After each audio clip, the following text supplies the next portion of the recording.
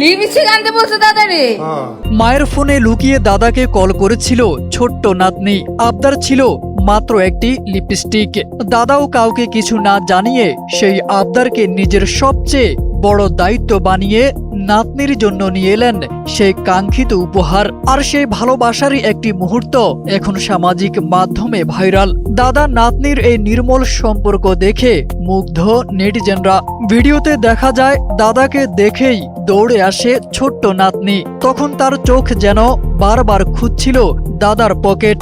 অবশেষে দাদার পকেটে হাত দিয়ে বের করে আনে তার কাঙ্ক্ষিত লিপস্টিক।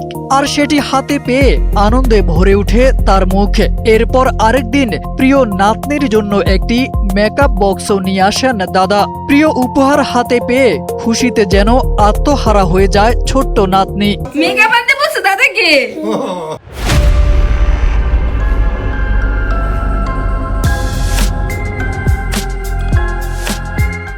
এটি শুধু একটি লিপস্টিক কিংবা একটি মেকআপ বক্সের গল্প নয়, এটি এমন এক নিঃস্বার্থ ভালোবাসার গল্প যেখানে ছোট্ট একটি আবদারও একজন দাদার কাছে হয়ে ওঠে পৃথিবীর সবচেয়ে বড় দায়িত্ব। যেখানে উপহারের দামের চেয়ে অনেক বেশি মূল্যবান হয়ে ওঠে ভালোবাসা, যত্ন আর প্রিয় মানুষের মুখের এক চিলতে হাসি।